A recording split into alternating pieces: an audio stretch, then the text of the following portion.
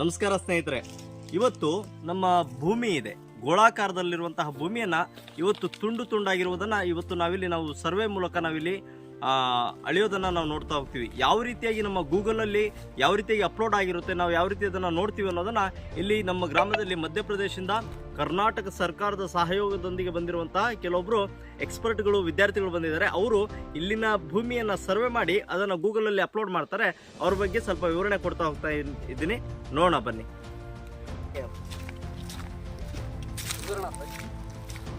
ಅದು ಅದು ಕರ ಸಾತ್ವಿಕ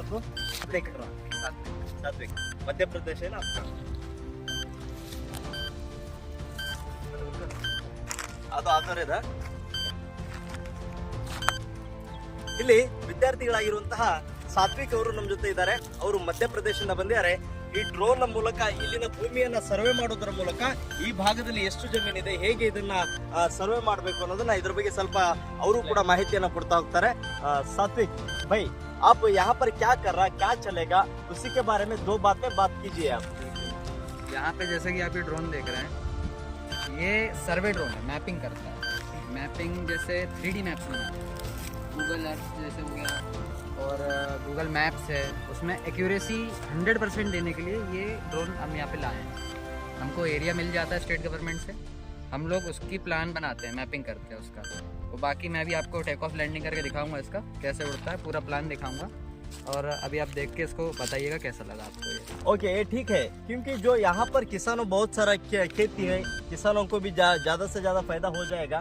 किसानों को क्या बोल देंगे आप, आपके बारे में बोल दिया तो? किसानों के लिए इसमें ऐसा फायदा है कि आप जैसे कि देख सकते हैं कि अभी जैसे जो लैंड्स हैं सबके, उनके आधे से ज्यादा रिकॉर्ड्स में क्लियरेंस थोड़ा कम है. उसके लिए ड्रोन उड़ के हाई एक्यूरेसी देके सर्वे कार्ड, प्रॉपर्टी कार्ड जिसको आप कहते हैं, सर्वे नंबर बनाता है. हर एक लैंड का सर्वे नंबर बनाएगा, हर एक प्रॉपर्टी कार्ड बनाएगा, हर एक प्रॉपर्टी का. इसी के लिए यहाँ पे आया. प्रोजेक्ट का नाम है LSM, large scale mapping. Yes, ಪ್ರೀತಿಯ ಸ್ನೇಹಿತರೆ, ಇಲ್ಲಿ ಇವ್ರು ಹೇಳೋದನ್ನ ನೋಡ್ತಾ ಹೋದ್ರೆ ಕರ್ನಾಟಕ ಸರ್ಕಾರದ ಸಹಯೋಗದೊಂದಿಗೆ ಇವರು ಸರ್ವೇನ ಮಾಡ್ತಾ ಇದ್ದಾರಂತೆ. ಇಲ್ಲಿ ಸರ್ವೇನ ಮಾಡಿದಾಗ ಯಾರಿಗೆ ಯಾವ ಜಮೀನಲ್ಲಿ ಎಷ್ಟನೇ ಸರ್ವೆ ನಂಬರ್ ಇದೆ ಅನ್ನೋದನ್ನ ಈ ಸರ್ವೆ ಮಾಡೋದ್ರ ಮೂಲಕ ಗೊತ್ತಾಗುತ್ತೆ ಅಂತ ಹೇಳಿ ಅಂತಿದ್ದಾರೆ.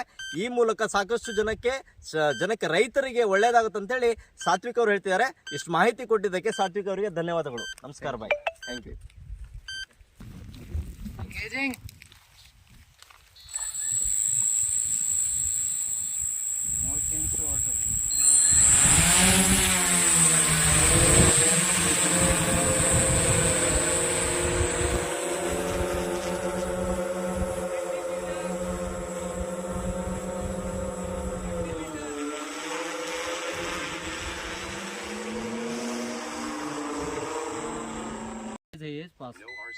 ये बाजू में है सो